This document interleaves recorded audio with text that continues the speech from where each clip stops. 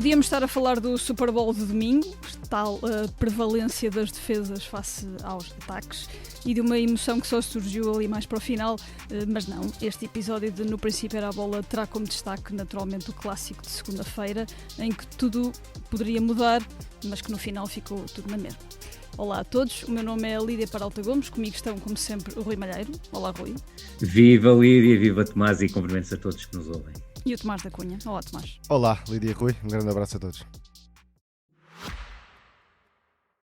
O Expresso tem uma nova subscrição que lhe dá acesso completo ao The New York Times, com atualidade, jogos, culinária e muito mais. E ainda aos conteúdos exclusivos da SIC Notícias, incluindo o Direto Vertical, a nova e inovadora emissão que se adapta ao seu smartphone. Subscreva em expresso.pt/digital. Expresso. Liberdade para pensar.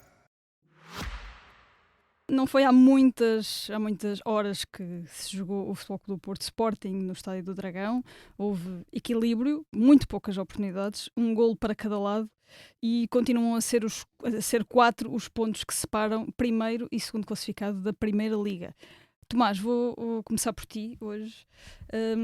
Qualquer dia encontrar um jogo entre grandes em Portugal em que as equipas joguem de forma aberta será tão raro quanto garimpar uma pedra preciosa.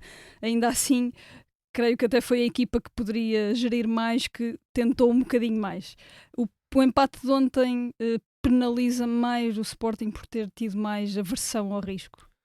Acho que sim, em termos de classificação de campeonato, não deixa de ser um balde de água fria para o Porto, na forma como o empate vem tardiamente e já quando a equipa de Farioli certamente julgava ter garantido a vitória. Pegaria nas palavras de Tiago Silva no pós-jogo, e o Tiago Silva já viu muito jogo, já viveu muito jogo por dentro. Diz ele que foi muito um jogo de xadrez, até fazer lembrar o City Arsenal. E isto, que se calhar até pode parecer um elogio à primeira vista, leva-nos exatamente para a falta de risco e para a falta de jogadas fora da caixa, até individualmente, não apenas na perspectiva dos treinadores que marcaram este clássico, que até foi um clássico com ritmo, com alguma emoção em momentos-chave de disputa de bola, mas faltou o essencial em termos de procura pela baliza. Aliás, o Porto tem mais remates na jogada que dá o golo do que no resto da partida. Exatamente, não tinha pensado nessa perspectiva, exatamente. Mas sim. E o Sporting, que até jogou bem a primeira parte, na minha visão, porque o Porto quis ser pressionante, ou pelo menos mais pressionante do que havia sido desde logo no jogo com o Benfica, também no Estádio do Dragão. O Porto mais pressionante acabou por libertar os espaços que o Sporting mais gosta, em zona central, para fazer a ligação por dentro, tendo o Pedro Gonçalves como referência. E esta foi a grande nuance tática de Rui Borges. Não sei se por condição física de pote, ou seja, para ter também o jogador depois a defender no corredor central e preocupado juntamente com o Soares com a ligação do Porto para o Alan Varela, e tendo o Trincão mais focado no Alberto Costa, que é um velocista, é um jogador com uma pedalada enorme para explorar o corredor direito. A verdade é que a consequência ofensiva acabou por ser o posicionamento de Trincão numa zona menos confortável, onde não pode enquadrar-se para o pé esquerdo.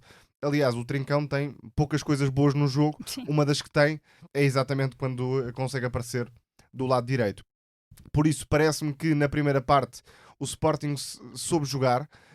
O problema esteve realmente no último terço, porque a equipa, atraindo por dentro, depois por fora, não teve boa conclusão das jogadas, nomeadamente no lado direito, que com o Fresneda a subir, ou com o Jenny Catam, que até fugiu ao Martim Fernandes, mas depois não teve a melhor definição dos lances, e essa foi a grande fragilidade do Porto.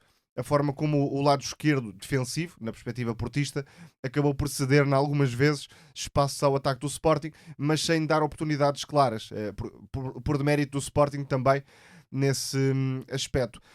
Pareceu-me claro na equipa do Porto, que não é de agora, diga-se, mas a diferença entre o rendimento do lado esquerdo e o rendimento do lado direito, com clara vantagem para o Alberto Costa e para o PP. Foi daí que veio quase tudo no lado azul e branco, com o Alberto Costa a conseguir soltar-se ofensivamente, também com o PP a conseguir algumas conduções de fora para dentro, que depois, lá está, não tiveram o melhor desfecho na perspectiva do Futebol Clube do Porto.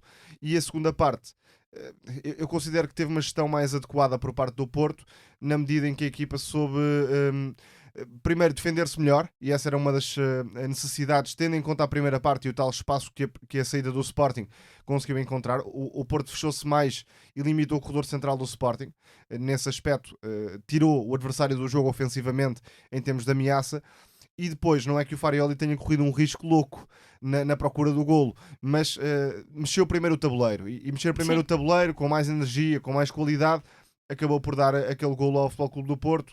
A pausa do Rodrigo Mora dentro da área fez toda a diferença. Já agora, mais um jogo muito pobre do Borja Sainz, claramente tem de encontrar uma solução o Farioli para aquela zona do terreno, por mais que a disciplina do Borja Sainz o encante, e o Fofana, que é um jogador de qualidade acrescentada e até tem esta diferença ofensiva. Para o Froholt parece-me um jogador com mais capacidade de entrar e de finalizar os lances de forma concreta, Como se viu, não é? como se viu. E aí o Rui Borges fica muito exposto, porque acho que seria compreensível se o treinador do Sporting adiasse as substituições, tendo em conta um grande rendimento do ataque, mas não aconteceu isso. O Trincão, pelas razões que já destacámos, estava muito condicionado. O Pedro Gonçalves, até fisicamente, parece muito longe da melhor versão.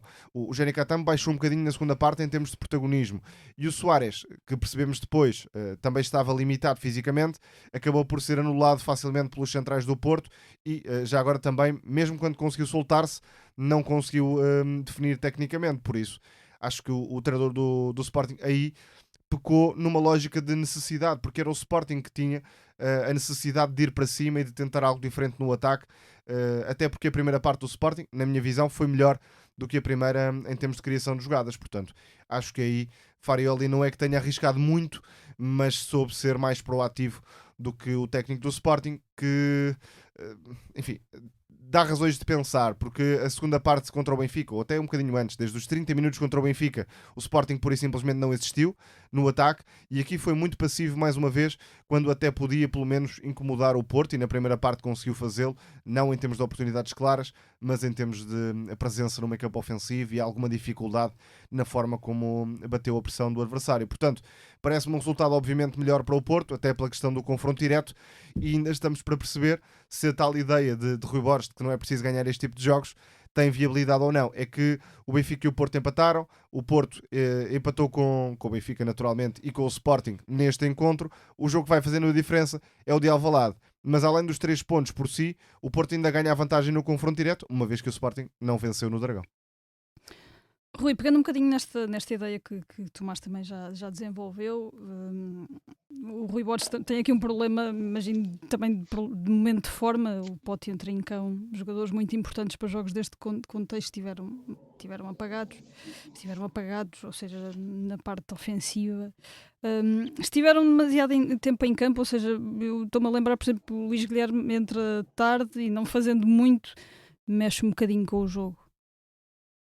Sim, o Rui Borges acaba por não ser proativo como o Farioli foi, ou seja, para alterar, esperou, neste caso, obviamente, entre aspas, que o Futebol Clube do Porto se colocasse em vantagem. Aquilo que me pareceu é que o Sporting, neste momento, tem 2 jogadores que estão em melhor forma na vertente ofensiva, ou seja, é o Caetano a partir da direita e, se quisermos, também o Luís Guilherme a partir da direita. E depois tem a questão, quer do Pote não estar no seu máximo, o Trincão a partir da esquerda nunca será a sua posição mais confortável, e também até do ponto de vista defensivo não é um jogador que garanta muitas soluções ao Sporting. Também por aí o Futebol Clube do Porto foi sagaz a explorar mais o corredor direito. E a questão do Luís Soares, foi exposto, do meu ponto de vista, a um desgaste demasiado elevado nos últimos jogos, mas chamo particularmente a atenção para o jogo diante do AFS, porque acabou por ser o jogo determinante, ou seja, ninguém estaria à espera que o Sporting não resolvesse a partida em 90 minutos, precisou de 120 para eliminar o último classificado do campeonato, que até fez um bom jogo em Alvalade dentro das suas enormes limitações, mas a verdade é que quando o Sporting nesse jogo fez o 2-0, eu esperava que o Luís Soares fosse substituído, e a verdade é que isso não aconteceu. E ontem aquilo que senti é que Rui Borges não estava a querer fazer substituições porque acreditava que o Pote, que o Trincão ou que o próprio Soares num lance pudessem colocar o Sporting em vantagem.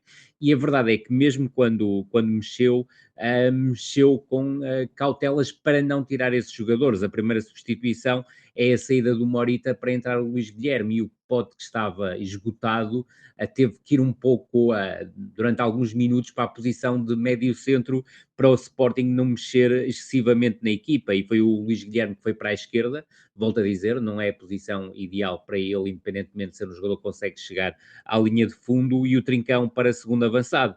E a grande mexida, e este grande banho entre aspas, acaba por ser a saída do Pote e do Catamo, mantendo e o Trincão e o Soares, e o Trincão 2 minutos antes teve a grande oportunidade do Sporting para chegar a 1-1, e provavelmente até a melhor oportunidade do Sporting em todo o jogo, e a verdade é que a substituição acabou por ser para juntar o Daniel Bragança ao Yulman e colocar o Faye a partir da esquerda para ter o Luís Guilherme a partir da direita.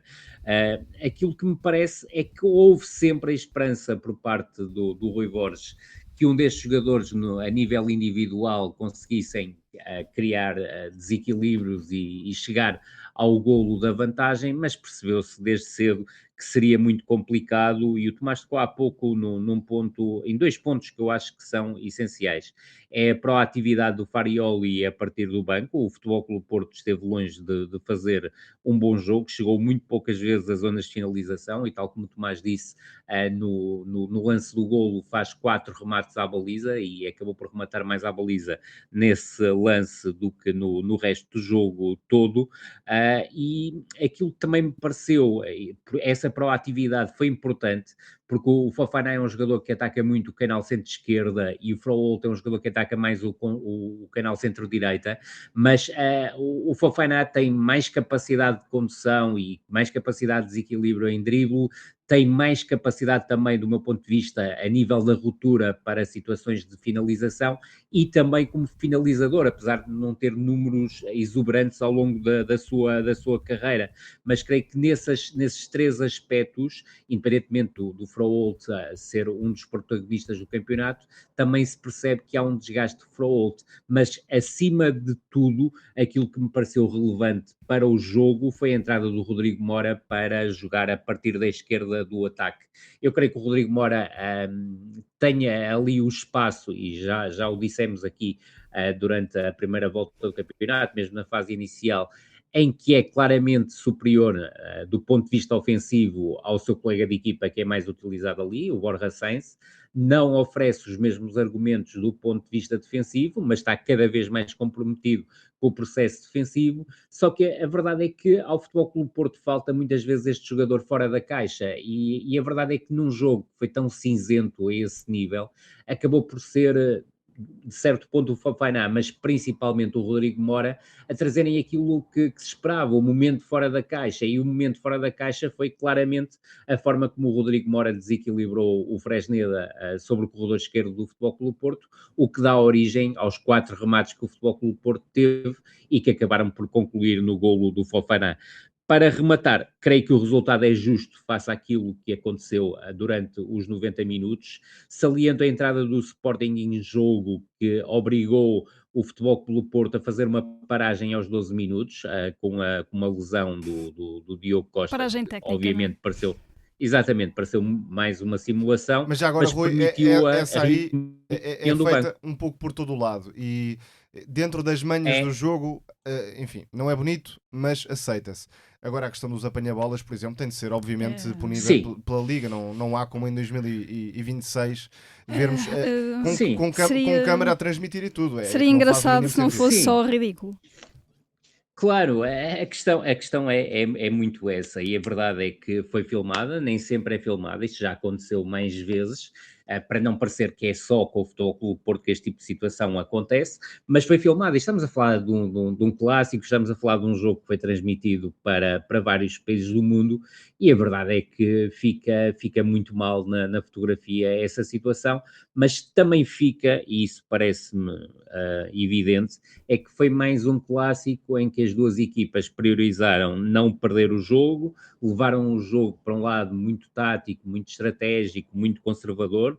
Concordo com o Tomás que o ritmo foi acima do que é habitual na Liga Portuguesa, mas foram duas equipas que tiveram muitas dificuldades para ligar criação com finalização, e houve claramente mérito defensivo das duas formações, mas houve claramente também um demérito ofensivo das duas equipas, porque foi um jogo em que faltou claramente aquele ponto essencial, que é procurar fazer com que surjam os espaços que permitam criar desequilíbrios e, sobretudo, que os desequilibradores estivessem mais soltos. É óbvio que do lado do Sporting havia desgaste físico e jogadores que não estão na sua melhor forma. Do lado do Futebol Clube do Porto também me parece evidente que isso aconteceu, mas parece-me que os dois treinadores olharam para o jogo como numa vertente clara de não perderem o jogo, e só depois, se fosse possível ganhar, surgia como sequência dessa situação. Eu creio que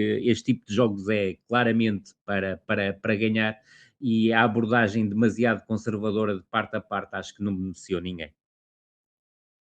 Não por acaso, as exibições mais destacadas do Clássico são as dos centrais. Notoriamente o Bednarek, também o Kivior, que depois acaba por sair, mas estava a fazer um jogo limpinho também, e até com algumas movimentações ofensivas interessantes. Do lado do Sporting, a presença do Diomande faz-se obviamente sentir, e mesmo nos médios o Alan Varela faz um bom jogo, o Morita faz um bom jogo também, e o Hjulmand, eu acho que está claramente numa fase de instabilidade psicológica, porque não faz um jogo negativo propriamente, enfim, não fez um jogaço, mas também não faz um jogo repleto de erros. Mas, por exemplo, naquele lance de gol do Porto, não faz sentido que tente reclamar uma falta em vez de disputar o lance de outra forma. Depois, e são várias situações em que Hjulmand, mesmo nas leituras dos treinadores, se dirige ao árbitro, exatamente, apesar de ser capitão. Mesmo na leitura dos treinadores, não sei se por autoconvencimento ou se para convencimento exterior, o Farioli falou como se o Porto tivesse feito um jogo de caudal ofensivo tremendo e que o Sporting não tivesse passado o meio campo. O Rui Borges, vá lá, pelo menos disse que faltou agressividade ofensiva. Mas disse que o Sporting fez tudo bem também. Pois, não diria, mas a verdade está aí à vista de todos. Em relação às consequências deste jogo, efetivamente são muito imprevisíveis. O Benfica ganha alguns pontos e não pode ser excluído em definitivo desta luta. De resto, o Sporting está a atravessar um período negativo, também por lesões e momentos de baixa das principais figuras. Acho que é preciso urgentemente encontrar uma solução para o lado esquerdo do ataque, porque não dá para sacrificar um dos melhores jogadores da equipa para ter alguma arrumação na frente de ataque, de modo a, por exemplo, salvaguardar o Pote fisicamente, ou está bem ou não está bem. Também seria importante, na perspectiva leonina, que o Ioannidis regressasse para poder dar uma alternativa ao Luís Soares, que não joga no próximo jogo. Que não joga no próximo jogo, é verdade. Há aí um ponto de curiosidade.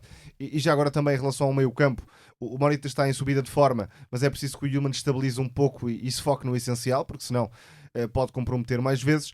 Do lado do Porto, eu acho que é um aspecto positivo nesta exibição, é que pelo menos eu vi um bocadinho mais do Porto no início da época neste jogo, e com isto não estou a fazer um grande elogio, mas em termos de postura competitiva, pareceu-me ver um bocadinho mais o Porto com vontade de subir a pressão, de se impor nos duelos, de tentar ter um ritmo alto, do que em muitos jogos recentes, o que pode ser um sinal positivo.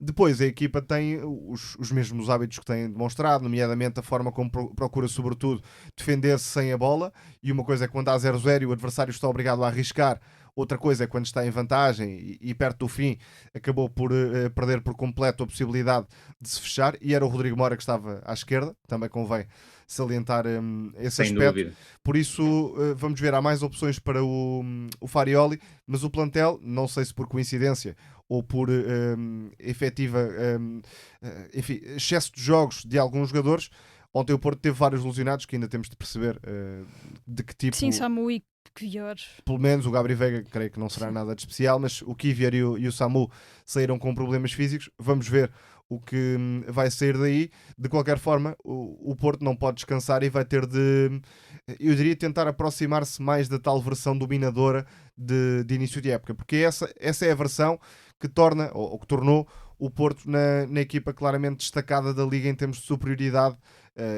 matemática, ou seja, pontual, na forma como vencia os jogos.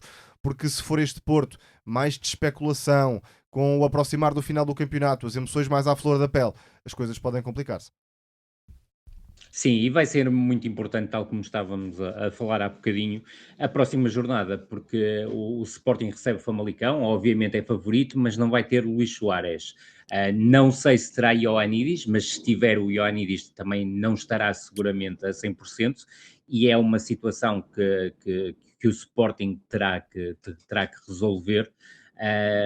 E, sobretudo, também me parece que, tal como o Tomás estava a referir há pouco, que o Futebol Clube do Porto tem uma deslocação que não é propriamente fácil. É certo que o Nacional não vai poder jogar com o Gabriel Verón, que até tem tido momentos altos e momentos baixos neste seu regresso ao futebol português, mas é uma equipa com 3 atacantes muito rápidos e a recuperação dos jogadores que ontem tiveram problemas físicos, e 2 deles jogam na defesa, o Kivior e o Martim Fernandes, pode ser muito importante. E olhando também para a forma como o Futebol Clube do Porto defende, não sei se Tiago Silva e Bednarek será a melhor dupla de centrais para um jogo com uma equipa como o Nacional da Madeira. Teremos que ver.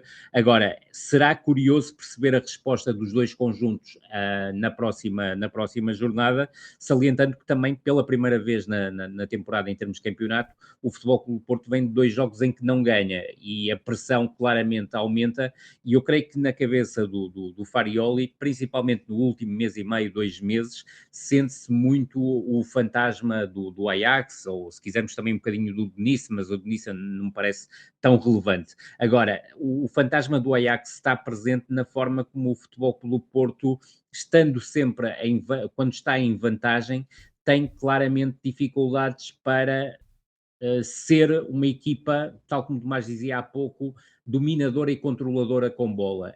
Normalmente tem caído no engodo de controlar o jogo sem bola, e a verdade é que em muitas situações o Futebol Clube do Porto bloqueou praticamente tudo que era iniciativa ofensiva ao adversário, mas nos últimos jogos não tem conseguido tanto isso, e veremos como é que será a resposta diante do Nacional.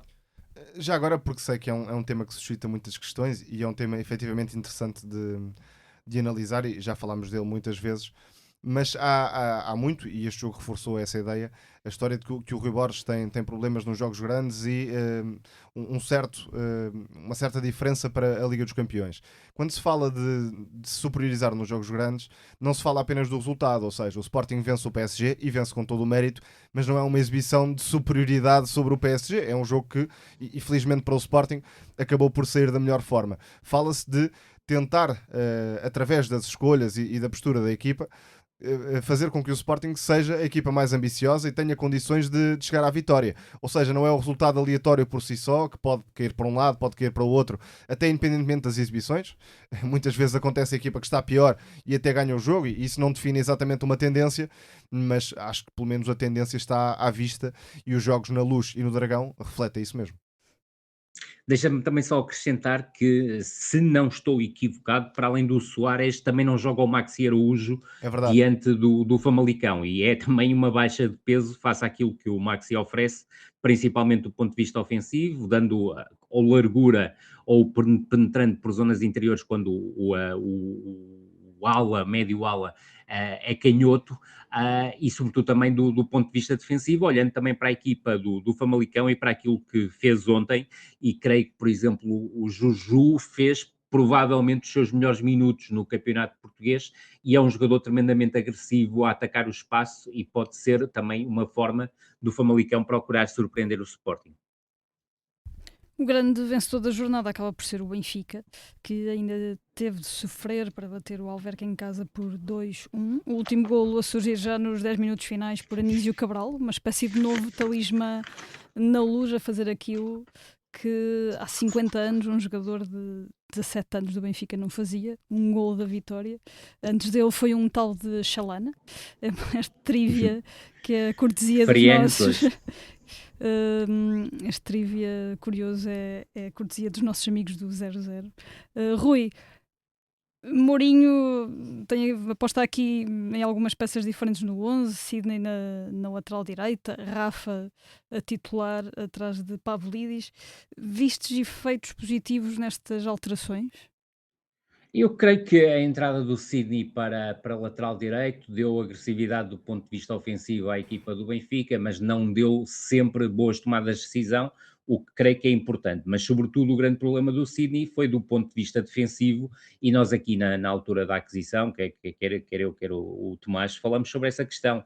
É que para Sydney não é propriamente fácil jogar numa linha defensiva a 4, porque não está habituado a fazê-lo. Ele no Vitória de Cole não fazia essa função, no Estrela da Amadora só muito raramente fez, mas tinha muita liberdade para atacar, e normalmente quando jogava como lateral a 4, o que aconteceu muito episodicamente, o outro lateral era um defesa, portanto um defesa central encostado a um corredor lateral, e isso protegia-o bastante. Eu creio que um dos grandes problemas do Benfica no jogo diante do Alverca, para além da qualidade que o Alverca mostrou em campo, foi explorar durante a primeira parte a velocidade do Chiquinho, quer nas suas costas, quer a protagonizar diagonais para o espaço interior. E nesse aspecto o Sydney teve muitas dificuldades, viu um cartão amarelo precoce, e não creio que tenha sido uma grande mais-valia do ponto de vista defensivo, e também do ponto de vista ofensivo, se quiseres. Quando ele saiu aos 73 minutos, a equipa melhorou claramente, com o Sudakov ir para o centro do meio campo, e aí também a mais-valia de ter o Sudakov nesse espaço, mas também com o Ostens como lateral direito, praticamente ala em momento ofensivo. Em relação ao Rafa Silva, foi um jogo com altos e baixos, mas a verdade é que nos altos acabou por conseguir criar aquilo que o Benfica estava com dificuldades em fazer, criar desequilíbrios no espaço entre linhas, onde havia espaço, até porque é bom recordar que a equipa do Alverca surgiu na Luz de peito aberto, o que é importante, e jogou com o Vasco Moreira e com o Lincoln como médio centro, ou seja, dois jogadores de características ofensivas, mais o Lincoln, que até em várias ocasiões nesta equipa do Alverca jogou a partir de um dos corredores laterais, principalmente o direito, e a verdade é que havia espaço para o Benfica explorar e teve algumas dificuldades em encontrá-lo, e creio que o Rafa conseguiu isso e acaba por ter um papel extremamente determinante no 1-0, porque é uma jogada que ele explora muito bem as entrelinhas após um passo do Bresciani, e que depois o Sheldrup aproveita muitíssimo bem na recarga para fazer 1-0. E aí sim parecia que o Benfica estava confortável no jogo, independentemente do Alverca ter parecido também ter tido uma boa resposta à entrada forte que o Benfica teve no jogo, mas a verdade é que a equipa do Alverca respondeu muitíssimo bem ao golo sofrido, ameaçou várias vezes a baliza encarnada e acabou por chegar ao empate, e cá está. Excelente aceleração do Chiquinho entre a esquerda e o meio, busca o Maresi, que era a referência ofensiva, mais no centro-esquerda, que depois busca o Figueiredo, que conclui muito bem no espaço centro-direita. A partir daí, eu creio que o Benfica assume um domínio exaustivo do jogo, mas é a velha questão, é muito volume e pouco valor, e não é por acaso que o José Mourinho se tem queixado disso, a falta de eficácia em zonas de finalização. Do meu ponto de vista, valeu uma excelente exibição do Mateus Mendes na baliza do Alverca, creio que coloca em causa a titularidade do André Gomes na baliza do Alverca. Creio que o Alverca tem uma debilidade na zona centro-esquerda da sua defesa, creio que o meu Piu tende muito a ter equívocos rotundos, e o Benfica podia ter explorado essa situação de melhor forma, mas há que salientar que até ao golo do 2-1, para além da questão do golo muito bem invalidado ao Pavlidis, sendo que aquilo que é estranho é só termos percebido porque é que o golo foi invalidado depois do golo ser invalidado. Houve a bola ao poste do Rafa, houve também uma má definição do Pavlidis, que não está claramente no seu melhor momento de forma. O tempo ia passando e o Benfica estava com dificuldades em fazer o 2-1, e cá está, o efeito Anísio acaba por resultar. Deixou-me algo curioso o facto de José Mourinho ter dito no final do jogo que o Anísio não é um bom finalizador no futebol aéreo. Não Eu pareceu, sinceramente não não pareceu tinha, nada. não, e eu não tinha essa ideia mesmo dos jogos que vi, quer da seleção nacional, quer dos jogos do Benfica, nos escalões mais baixos, sobretudo a sub-17 e episodicamente sub-19, não me parece que tenha essa deficiência, mas José Mourinho diz, ninguém melhor do que ele saberá porque é que o disse e porque é que acha que isso acontece. Aí, Rui, Agora, acho que há duas leituras, ou enfim, uma separação importante no tema. Uma coisa é a técnica de cabeceamento por si, e aí acho que sim, acho que o certo, Anísio tem algumas coisas a melhorar. Outra coisa é a movimentação, o instinto, a presença. É que o Pavlidis muitas vezes nem disputa a bola no ar. O Anísio é isso. parece que E o muitas Ivanovic vezes também. exatamente, consegue estar no sítio certo para finalizar muitos cruzamentos, ou seja, quantidade o Anísio dá, percebo que haja essa necessidade de melhoria na técnica por si, mas para finalizar cruzamentos há muito mais do que a técnica, é preciso estar É no isso. sítio para finalizar o cruzamento. E é o engodo, é saber estar no sítio certo, no E este é um momento grande gol, por certo. exemplo. E ele tem essa capacidade. Agora, também não se peçam ao Anísio para de repente, de um momento para o outro, ser o ponta de lança do Benfica, quando daqui a dias completa 18 anos, titular, estou eu a dizer, mas creio que será um jogador interessante a sair do banco, porque basta recuperar o jogo em Tondela. E a verdade é que foi o único jogador do ponto de vista ofensivo que entrou na equipa do Benfica que trouxe algo realmente de novo à equipa. Tem aspectos para melhorar, bastantes aspectos, tal como o Tomás disse, técnica de cabeceamento, técnica de recepção também em algumas ocasiões, mas é um jogador tremendamente agressivo, que não desiste de um lance e que é esperto, sobretudo em zonas de finalização, ele sabe aparecer muitíssimo bem. Deixa-me só uma nota, eu creio que o Benfica continua a beneficiar, em termos de qualidade futebolística, da presença do Bresciani e do Sheldrup em campo, mas creio que o salto verdadeiramente qualitativo que a equipa do Benfica teve no jogo acabou por ser a presença do Sudakov como médio centro ofensivo, a jogar mais perto da posição em que gosta mais de jogar e em que se destacou no Shakhtar. É óbvio que expõe o Benfica muito no momento da transição defensiva, mas é em jogos como este, que o Benfica precisa de ganhar e está atrás da vitória, que faz muito sentido o Sudakov entrar e jogar nessa posição e, sobretudo, tendo ao seu lado o Oshnes ou o Leandro Barreiro, creio que ganha muito com isso. Com Rios, parece-me absolutamente impossível coincidir os dois jogadores em simultâneo, mas neste momento, independentemente do Rios estar lesionado, não creio que tenha muito espaço, se não for por outras questões que não envolvam o balúrdio que o Benfica gastou num jogador da sua dimensão, não me parece justificar minimamente a titularidade, e a verdade é que o Benfica, não sendo exuberante, melhorou bastante desde que Rios se lesionou. Tomás, não querendo agarrar-me aqui demasiado ao osso, mas Anísio Cabral parece a alternativa a Pavlidis numa equipa que tem Ivanovic. Certo, em termos de planeamento e de certeza no investimento, claro que o Benfica aí volta a meter um tiro ao lado na parte do Ivanovic. E isto tem uma clara explicação quando o Bruno Lage começa a época em 4-4-2, e eu tenho a certeza que o Ivanovic ia ter protagonismo, e não sei se ia Verdade. não sei se ia ser a estrela do Benfica, mas ia ser um jogador importante, ia ser um jogador a marcar golos. Depois E repara, Tomás, ele mal chega a titular. exatamente, e marca o nisso Isso mesmo. também. Marca o É nisso. verdade. E é um avançado que inevitavelmente ia marcar golos. Depois, se jogava muito bem, se jogava menos bem, estaríamos cá para analisar. Agora assim, obviamente, perdeu todo o espaço, porque o Mourinho alterou a estrutura. A estrutura não tem espaço, pura e simplesmente, para um jogador como o Ivanovic.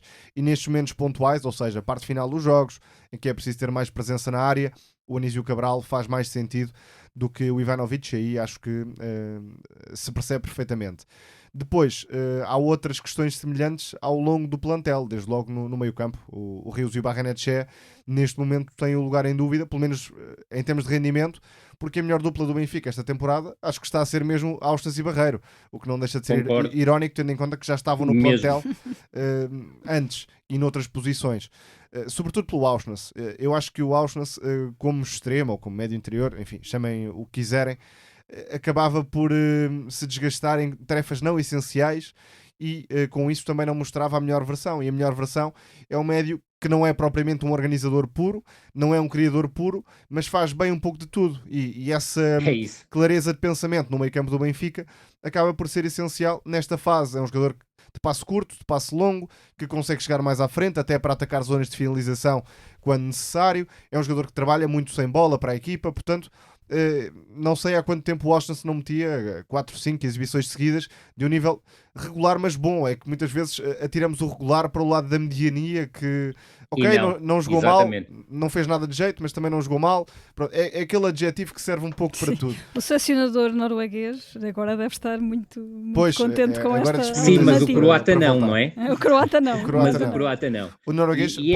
essa é uma questão importante, porque o Benfica investiu muito dinheiro no Ivanovic. Também acho que investiu mais do que o Ivanovic realmente vale, mas percebo nesse capítulo aquilo que o Tomás disse e concordo em absoluto. O Ivanovic ia ser um jogador muito importante para o Bruno Lage e até acabou por ser, dentro daquilo que foi aquele mês de agosto do Benfica, ultra competitivo, sem pré-época, e isso parece-me importante, mas a verdade é que quando o Ivanovic passa para terceiro avançado, e é uma opção absolutamente legítima por parte de José Mourinho, e até me parece coerente face àquilo que tem sido os últimos meses do Benfica, independentemente também, é importante não esquecer que o Ivanovic, quando foi titular no jogo diante do Nápoles, fez uma exibição muito positiva em prol do coletivo. Agora, o Benfica muito possivelmente vai querer transferir Ivanovic no próximo defeso, e o jogador não indo ao Mundial, e mesmo que vá,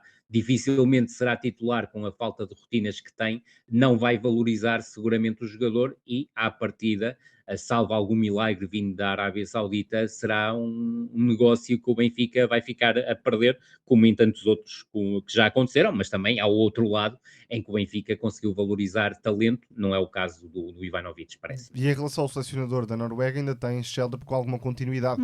E tendo continuidade, é um jogador imprevisível e que está mais confiante. Conseguiu ganhar José Mourinho. Conseguiu, também por força das circunstâncias, a ausência de vários jogadores no ataque, e essa gestão é um ponto interessante. Como é que o José Mourinho, agora tendo tantos jogadores para encaixar, uns mais de bola no pé, outros mais velocistas, como é que vai montar a equipa para o que falta de temporada, sem lhe tirar este lado perdulário no último terço, é verdade, mas criando muito. O Benfica está com mais volume do que nunca na temporada, isto é, cria muitas oportunidades de golo. Muito melhor na segunda parte, porque a primeira teve um exagero, um excesso de procura pela profundidade para aproveitar as costas do Alverca, e isso levou a um jogo mais dividido, inclusive, com o Alverca a ter facilidades na construção, porque a pressão do Benfica desta vez não esteve tão encaixada e tão capaz de incomodar a saída do adversário, e depois o Maresi, que é um avançado muito imponente, costas para a baliza, ligando com os médios, tendo o Chiquinho a correr no lado do Sidney Cabral, dificuldades naturais como lateral direito. O Alverca discutiu a primeira parte, já agora também com um bom rendimento do Figueiredo, que é um avançado interior de bom nível, prometia muito no Vasco da Gama. Portanto, o Alverca, em termos individuais, tem aqui jogadores de grande qualidade, e o Vasco Moreira, por exemplo, é bem recrutado na segunda liga, um dos médios organizadores em destaque. E um jogador que o Custódio conhecia muito bem, porque chegou a treiná-lo no Braga B, exatamente. E provavelmente isso também favoreceu a chegada do Vasco Moreira. Na segunda parte, melhor o Benfica. Há uma expressão de José Mourinho que é interessante no pós-jogo, dizendo que contra estas equipas, estou mais ou menos a citar, não citando, contra estas equipas é importante ter várias fases de ataque, ou seja, desgastar o adversário, não deixar que saia de trás. E aí a importância do Tomás Araújo foi notória. Na segunda parte o Maresi deixou de jogar, o Chiquinho saiu, portanto o lado direito do Benfica, defensivo, teve muito mais descanso, e a partir daí mais de Rafa no jogo, mais Sheldrup, mais de Prestiani. O Benfica muito mais a pensar e a tentar atacar pelos três corredores do que a procurar a profundidade, também porque não havia profundidade nesta fase do jogo. Depois a equipa tornou-se um pouco precipitada após o golo anulado ao Pavlidis. Parece-me que aquele alarme não foi positivo para o Benfica, porque estava bem até então. Ainda assim uma vitória justa, mais uma vez com o impacto de Anísio Cabral a partir do banco. Para fechar esta rubrica Benfica, vou deixar só uma provocaçãozinha, e voltando a Ivanovic, acho que daria muito jeito a Rui Borges no jogo com o Famalicão, por exemplo. Agora dava. É verdade. E também não é por acaso que o Sporting chegou a cogitar a sua aquisição. Mas ficou a ganhar. Sim, E isso é importante sim, que se diga, sim, que independentemente de eu achar que o Ivanovic tem argumentos que podiam ser melhor aproveitados, não me parece ser um avançado que possa concorrer com o Pavlidis dentro do 4-2-3-1 do José Mourinho. Agora, o Sporting conseguiu a aquisição de um avançado fantástico, independentemente dos últimos 2 anos termos tido um Gyökeres, que era um extraterrestre no futebol português, mas o Luís Soares é claramente uma mais-valia e está a lutar claramente para ser um dos melhores jogadores do campeonato, se não o melhor jogador do campeonato, veremos, ainda há muito terreno pela frente, e a verdade é que, olhando, por exemplo, para o jogo de ontem, perceber que já há vários jogadores a baterem nos 3.000 minutos de utilização ou até a superar os 3.000 minutos de utilização, comprova também que é naturalíssimo, e do meu ponto de vista é impossível que os jogadores mantenham durante 3.000 minutos de utilização, quando ainda estamos no início de fevereiro, tenham um rendimento constante. Tem que haver, obviamente, fases em que tem menor brilho, e também me parece que o Soares, para além do desgaste dos 120 minutos diante do AVS, aquela lesão gravíssima do avançado do AVS, que tinha acabado de chegar ao clube, também o terá afetado do ponto de vista psicológico, porque são situações que, não tendo claramente qualquer culpa na situação, é uma disputa de um lance, e ver aquilo que aconteceu na quinta-feira é arrepiante, ainda mais para quem provocou aquele tipo de situação sem qualquer intenção de o fazer. Seguimos agora para o Sporting Clube Braga, que continua na sua senda goleadora, na 4ª vitória consecutiva para a Liga, de novo com muitos golos, agora 3-0 frente a um Rio Ave que se aproxima, jornada após jornada, dos lugares de perigo da tabela. Tomás, um jogo entre duas equipas em momentos muito diferentes da época. O Braga muito confiante desde aquela eliminação na taça frente ao FAF, e em sentido contrário o Rio Ave numa espécie de caminhada até o abismo. O jogo ficou resolvido aos 7 minutos, se não estou em erro, com o gol de 4 minutos. Pronto. Então ficou resolvido aos 4 minutos com aquela assistência fantástica, já agora do Paulo Victor, para a entrada do Florian Grillitsch, que é um dos reforços silenciosos, vai lá do Braga, mas com um futebol fantástico. É uma grande adição ao Braga e à Liga Portuguesa, mas o jogo realmente não teve grande história. Com esse golo, o Braga instalou-se confortavelmente em campo, metendo as habituais combinações em corredor central, com muita mobilidade, foi criando oportunidades sem fazer propriamente uma exibição estrondosa, mas o estado do Rio Ave é assustador, genuinamente. Há quem goste mais deste tipo de investimentos, há quem goste menos, mas de facto o clube está despedaçado e em termos de sensações, isto é, não quer dizer que até não possa sobreviver, mas em termos de sensações é claramente uma equipa de segunda liga nesta altura. Não marca golos, não se defende, permite muitas oportunidades aos adversários, e não estou a falar apenas deste jogo. E agora parece-me que depende bastante da afirmação de reforços que são uma incógnita, nomeadamente o Bezerra, o Tumble Monteiro. Se estes jogadores não conseguirem encaixar na equipa e dar algum rendimento, não sei como é que o Rio Ave pensa ganhar os jogos ou somar os pontos necessários para conseguir sair desta situação. Já agora uma nota muito importante, porque ainda não tínhamos falado disso aqui: o Ricardo Horta tornou-se o jogador do Braga com mais jogos na história, e isso por si só já é fantástico, mas fazê-lo nestas décadas, ou seja, 2010 e 2020, parece-me ainda mais extraordinário num futebol tão acelerado. Sim. Tantas mudanças, tanto frenesim, vai para um lado, vai para o outro, transferência para aqui, transferência para ali. Todos sabemos que esteve também envolvido numa possível transferência para o Benfica. Não interessa para a história, porque efetivamente acabou por não se concretizar, e nesse sentido é um caso raro o Ricardo Horta, e acho que é um dos exemplos da nossa liga a todos os níveis.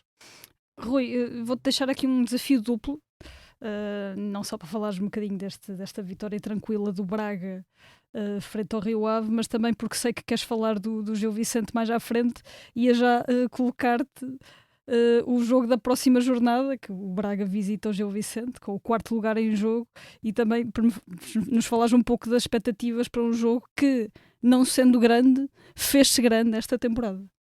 Sim, eu acho que vai ser um jogo extremamente estimulante. Espero é que, por todos e mais algum motivo, e deixa agora também deixar aqui uma palavra que obviamente é em nome de todos, para quem está a ser vítima deste flagelo que Portugal está a viver neste momento, mas esperemos que a situação abrande. Não é exatamente esse o prognóstico para os próximos dias, mas um Gil Vicente Sporting de Braga com um relevado em bom estado, e a verdade é que o Gil Vicente tem tido cuidados a esse nível, mas principalmente sem chuva intensa, sem vento, será um espetáculo a ter muito em conta. É certo que nunca é eleito como o jogo da jornada, até porque é uma jornada com jogos ricos, mas acaba por ser o jogo entre o quarto e o quinto. Noutra liga qualquer seria claramente um jogo de topo, para mim será o jogo de topo da jornada, mas como é óbvio, em termos mediáticos, será o quarto jogo da jornada para a maior parte das pessoas e sobretudo para aquelas que estão ligadas ao futebol, até porque se percebe facilmente em muitas das coisas que são ditas que só são vistos os jogos dos três grandes e é a partir daí que é definido aquilo que é o Sporting de Braga e o Gil Vicente, que é um equívoco rotundo. Em relação ao jogo diante do Rio Ave, eu creio que desde o início da época temos falado aqui da questão do Rio Ave. O Rio Ave tem mais pontos do que o futebol que joga, aliás, tem muito mais pontos do que o futebol que joga. Eu concordo com o Tomás, eu já o disse aqui e volto a frisar, a equipa do Rio Ave é a segunda pior equipa do campeonato. Chegou a ter muito mais qualidade individual do que o Tondela, mas em termos de qualidade de jogo e de ideia de treinador, eu creio que até está atrás do atual AVS. E isso é absolutamente inarrável para uma equipa como o Rio Ave. O Rio Ave, com o dono, com o Marinakis, perdeu muito. Perdeu acima de tudo uma coisa que é extremamente importante, é a perda de identidade do clube. Não está em causa, e está ao mesmo tempo, o número escasso de portugueses que fazem parte do plantel. Ver um clube como o Rio Ave não lançar nenhum jogador da casa é algo que nunca aconteceu na história do Rio Ave ao longo de todo o seu trajeto na primeira divisão, e é um trajeto que se tornou longo a partir do final da década de 70, quando o Rio Ave chegou pela primeira vez à primeira divisão, e há uma descaracterização que vai também ao encontro da bancada, ou seja, é cada vez menos gente que vai ver o Rio Ave jogar, o próprio facto da bancada superior ter ruído e não ter sido reconstruída até agora, também retira mais público às bancadas, é quase um suplício ver um jogo do Rio Ave em 2025, 2026, porque para além de se ver mau futebol e quem vê na televisão acaba por ver um estádio que parece praticamente vazio. Parece um campo de treinos. E a verdade... parece um campo de treinos, é exatamente isso, Tomás. E sobretudo aquilo que se vê na equipa do Rio Ave é que há um trabalho de um treinador que não tem qualidade para treinar na primeira divisão portuguesa. Isto não é qualquer tipo de chauvinismo ou qualquer tipo desse tipo de cenário em relação ao treinador Silado Poulos, mas a verdade é que o Rio Ave não joga absolutamente nada. O Rio Ave vivia exclusivamente da capacidade que o Mista tinha para defender bolas, algumas delas impossíveis, e principalmente do ponto de vista ofensivo, daquilo que era a ligação entre dois jogadores que sim faziam a diferença no campeonato português. Um era o André Luiz, outro era o Cleiton, e não é por acaso que os dois estão no Olympiacos, porque o Olympiacos luta pelo título e o dono do clube, do Olympiacos, é o mesmo dono do Rio Ave e claramente prejudicou gravemente a situação do Rio Ave, percebendo-se claramente que o Rio Ave é um terceiro clube dentro de uma estrutura de futebol muito duvidosa, até porque os jogadores que chegam do Olympiacos, alguns deles não têm qualidade para jogar na primeira divisão portuguesa, e quando esses jogadores são titulares de uma equipa como o Rio Ave, as coisas só podem estar muito mal. Concordo inteiramente com o Tomás naquilo que diz respeito a uma possível salvação do Rio Ave, e quando falo em salvação, falo até não só na questão de cair na zona de despromoção, mas na própria questão de poder cair na zona de play-off muito rapidamente, e creio que o Rio Ave Moreirense da próxima jornada ganha aqui uma dimensão muito, muito importante para a equipa do Rio Ave, tal como tinha acontecido diante do Arouca, e o Arouca bateu copiosamente o Rio Ave, mas muito sinceramente não me parece que se o Rio Ave não avançar para a troca deste treinador, vai ter mesmo muitas dificuldades para se manter na primeira divisão, mesmo que o Tondela neste momento ainda esteja a 6 6 pontos do Rio Ave. Mas a verdade é que o Santa Clara já está a 3, o Casa Pia já está a 1, o Arouca, que estava em zona aflitiva em termos de tabela classificativa, já tem mais 3 pontos que o Rio Ave, portanto os alarmes já soaram há muito tempo. O Rio Ave, no último dia de transferências, deve ter batido o recorde mundial de aquisições, de vendas e de cedência de jogadores, e a verdade é que a equipa está definitivamente pior do que já estava, e isso entronca logo no problema máximo, é que o Rio Ave, em termos de organização defensiva, tenta defender com muitos, mas defende mal, defende mesmo muito mal, defende pior que o AVS, e diante do Sporting de Braga, todas as lacunas que o Rio Ave tem no seu processo defensivo foram logo desnudadas aos 4 minutos com um gol, mais uma vez na sequência de um lançamento lateral. A quantidade de golos que o Rio Ave sofre na sequência de lances de bola parada é absolutamente inacreditável, e a verdade é que, olhando para o jogo todo, em 90 minutos, o Rio Ave só tem uma verdadeira oportunidade, e é uma oportunidade que acaba por ser um bocadinho consentida, porque o Ornicek, percebendo que ninguém ia atacar a segunda bola, alargou o primeiro remate para depois agarrar a bola de forma definitiva, porque o Rio Ave não tem, neste momento, diria, um modelo de jogo e jogadores que correspondam a esse modelo de jogo. É impossível que o Rio Ave defronte a equipa do Sporting de Braga com jogadores que chegaram segunda, terça ou quarta-feira à Vila do Conde. Falo até do jogador que, do meu ponto de vista, esteve em melhor plano na equipa do Rio Ave, que foi o guarda-redes, o De Goa, que até esteve em bom plano, mas, por exemplo, o Gustavo Mancha manchou muito a sua exibição no lance do segundo golo do Sporting de Braga, que é um belíssimo golo da equipa do Sporting de Braga, uma ação de associação tremenda no ataque entre o Salazar, o Paulo Vítor, o Grilic e o Horta, Como com sempre. vários passos ao primeiro toque, exatamente.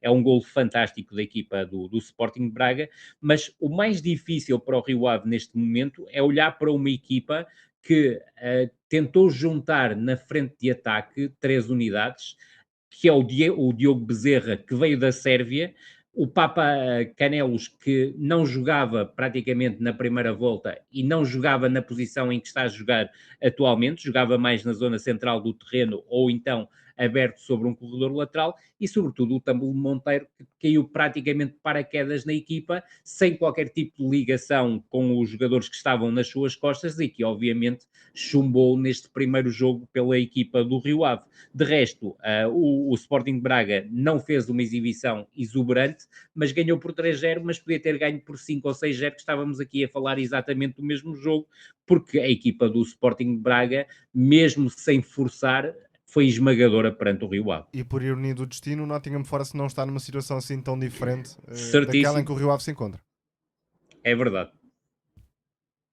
Rui, continuando no futebol nacional e no Gil Vicente, que já referimos, Sim. Venceu em Moreira de Cónegos, num campo muito difícil, com um golo aos 88 de Héctor Hernández a fazer a estreia. É verdade, é o e com um golo invalidado. Sim. Logo a seguir, 2 que remates, 2 seria golos. o bicho. Exatamente. É o tal reforço que era necessário para César Peixoto depois da saída de Pablo. No ponto essencial. Héctor Hernández não é definitivamente o Pablo, é um jogador com características diferentes, agora é um jogador que é absolutamente letal na área e não precisa dar muitos toques na bola para conseguir marcar golos. E creio que esse é o aspecto que eu queria trazer aqui em relação ao Gil Vicente. Ainda tenho dúvidas na questão do guarda-redes. Ele não tem tido muita intervenção nestes 2 jogos, por muito mérito da equipa do Gil Vicente e do processo defensivo da equipa. Eu creio que no gol do Diogo Travassos, que é um excelente gol, e deixa-me também destacar aqui a temporada que o Diogo Travassos está a fazer na equipa do Moreirense, muitas vezes a jogar como médio ala direito, mas é um jogador que depois permite que a equipa defenda a 5 e tem uma capacidade tremenda para fazer o vai e vem, defesa-ataque e ter ainda fôlego e, se quiseres, capacidade mental, que é muitas vezes difícil para quem tem um desgaste físico tão grande, para ter boas definições, seja através de cruzamentos, seja através de passes, seja como aconteceu diante do Gil Vicente, numa finalização de fora da área. O Lucão ainda me deixa algumas dúvidas, terei que ver mais jogos para perceber. Há um aspecto que me parece interessante, é não ter medo de jogar a bola com os pés, e isso parece-me um fator diferenciador em relação ao guarda-redes atualmente suplente e que já era suplente do Andrew, o Dani Figueira. No golo parece mal batido, mas também as condições do terreno podem ter ajudado nesse aspecto, mas também é verdade que a equipa do Gil Vicente, apesar de me parecer ter sido melhor que a equipa do Moreirense até a expulsão do Álvaro Martínez, a partir daí a equipa do Gil Vicente teve o jogo claramente na mão. Creio que há um relaxo competitivo no início da segunda parte que acaba por conduzir ao golo da equipa do Moreirense, mas o Moreirense, a partir do momento em que chega ao empate, foi obrigado claramente a remeter-se a um processo defensivo extremamente coriáceo, praticamente a defender em 5-3-1 ou 5-4-0, e a verdade é que a equipa do Gil Vicente conseguiu criar, procurou finalizações, e a verdade é que o Héctor Hernández acaba por ser um jogador determinante, faz o 2-1, podia ter feito o 3-1, é um gol que eu creio que é invalidado, não por causa do Héctor Hernández, mas por causa do Gustavo Varela estar 6 centímetros, creio eu, fora de jogo, o que no estádio do Moreirense é extremamente difícil de definir, dado o seu tamanho, mas queria salientar em relação à exibição do Gil Vicente, um jogador que não é muitas vezes falado, quer eu, quer o Tomás, aqui já falamos dele várias vezes, mas há uma tendência justa para valorizar a temporada do Luís Esteves, como houve em relação ao Andrew e em relação ao Pablo, mas o Santi Garcia é claramente um jogador mais. Porquê? Porque em relação àquilo que ele oferecia à equipa na temporada passada, há um crescimento tremendo do jogador. É um jogador que pode fazer a posição 8 e tem dimensão física e técnica para o fazer. Tem sido um segundo avançado claramente mais-valia nesta equipa do Gil Vicente, não só por aquilo que é capaz de produzir ofensivamente, mas também defensivamente, porque é um elemento determinante para a forma como a equipa do Gil Vicente pressiona, e até acredito que se em alguma situação houvesse a necessidade de jogar como número 9, e repara que o César Peixoto no jogo diante do Futebol Clube do Porto, quando faz a substituição, é para colocar o Santi Garcia como referência ofensiva com o Martín Fernandes nas costas, e acaba por ser a expulsão do Martín Fernandes que acaba por trair essa substituição que o César Peixoto fez. Creio que a temporada do Gil Vicente é a todos os títulos notável. Agora, o jogo dentro do Sporting de Braga será um desafio extra, porque permite relançar à equipa do Gil Vicente a luta pelo quarto lugar. Vai ser um jogo muito interessante, não esquecer que o Gil Vicente conseguiu vencer em Braga, mas era outro campeonato e outra fase do campeonato, mas vai ser um jogo extremamente interessante, com duas equipas que querem ser protagonistas. Admito que a equipa do Sporting de Braga, pelo seu perfil, vai conseguir ter mais bola, mas vai ser um domínio muitas vezes repartido, e o Gil Vicente também tem a mais-valia de conseguir criar desequilíbrios no momento da transição ofensiva em contra-ataque, e pode ser aí que possa vir a criar desequilíbrios no Sporting de Braga, que creio que está no seu ponto de rebuçado, ainda que me pareça que do ponto de vista defensivo ou na saída desde trás a partir dos defesas centrais, pode ter alguns problemas que a equipa do Gil Vicente pode explorar. Rui, querias também trazer aqui a reviravolta do Arouca? Sim, muito rapidamente, porque foi um espetáculo interessantíssimo entre o Arouca e o Vitória Sport Clube. O Vitória Sport Clube entrou muito bem no jogo, a salientar que Luís Pinto manteve o eixo do último jogo, o eixo ofensivo do último jogo, colocando o Samu nas costas do Nelson Oliveira e o Omar Camará e o Noah Saviolo a partir dos corredores laterais, mantendo também um jogador que me parece interessantíssimo e que creio que está, e com todo o respeito, obviamente, pelo Vitória Sport Clube, que é um clube histórico do futebol português, um produto da sua formação, que é o Diogo Sousa, também conhecido por Lubão, que é um jogador que está claramente em crescente, tal como o Gonçalo Nogueira, e creio que vai ser bonito quando os dois puderem jogar juntos mais tempo, mas a verdade é que a equipa do Vitória é claramente impositiva na primeira parte, chega ao 2-0 com toda a justiça e a mostrar as debilidades que esta equipa do Arouca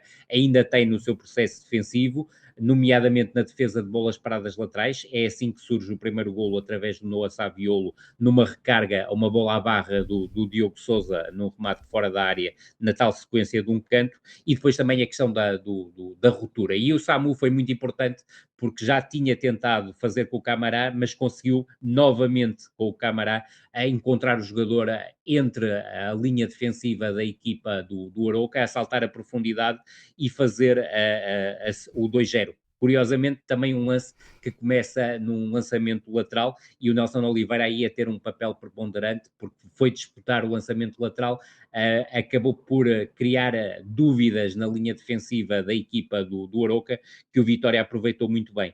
E a verdade é que o jogo acaba por ter um momento-chave, que eu creio que é o momento em que a equipa do Arouca chega ao 1-2, exatamente antes do intervalo. É um lance em que o José Fontane tenta mais uma vez um passe longo na profundidade e o Trezé é um jogador tremendo nesse aspecto, é um jogador letal no ataque à profundidade e parece-me que, do meu ponto de vista, falhou quer a dupla de centrais do Vitória, quer o Miguel Nóbrega, quer o Abascal, mas também o Charles na falha que teve no controle da profundidade e o Treza aproveitou. E a verdade é que a equipa do Arouca surge na segunda parte claramente por cima do adversário, consegue chegar ao 2-2, novamente uma situação de bola parada, desta feita a favor do Arouca, com o de Joará a tirar um cruzamento milimétrico para uma ação de antecipação do Barbero ao primeiro poste, e aí parece-me também que a equipa do Vitória defendeu mal o lance de bola parada.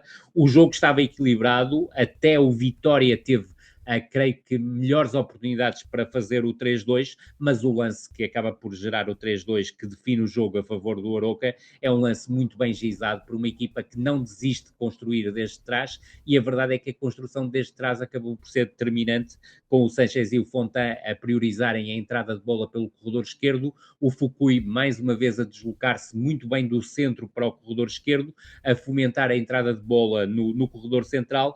Há um primeiro remate de fora da área do Treza, cá está o Treza mais uma vez a aparecer, o Charles esteve, do meu ponto de vista, muito mal, não conseguiu parar a bola e, sobretudo, ao não parar a bola, coloca a bola no corredor central e o Lee foi muito rápido na recarga e colocou o Arouca a vencer por 3-2 e cá está o Arouca a confirmar o crescimento de forma da equipa e já a posicionar-se numa posição distante já daquilo que são os 2 lugares de baixo e também a ganhar já 6 pontos em relação ao Santa Clara, que com a estreia de Petit não conseguiu pontuar diante do Estrela da Amadora, que tendo um plantel claramente em metamorfose, consegue vencer porque há uma ideia já montada por parte do treinador e agora houve uma adaptação àquilo que são as características dos novos jogadores. Tomás, no Internacional querias trazer não um portugueses pelo mundo, mas um portugueses pela Premier League. Esta semana foi particularmente profícua em boas exibições. Principalmente. Na verdade, isto podia ser um raciocínio extensível a vários países europeus. Por exemplo, o Nuno Mendes fez um grande jogo contra o Marselha. O Afonso Moreira está em boa forma na Liga Francesa também, além dos outros portugueses do PSG desde logo. O Gonçalo Guedes está em grande forma no último mês e meio, 2 meses, por isso há... Acho que foi a tua visita. Deve ter sido. A nossa conversa fez-lhe bem. O avião a abanar. O avião a abanar ajudou. Não, mas na Premier League tivemos provavelmente, ou garantidamente, a melhor semana dos portugueses.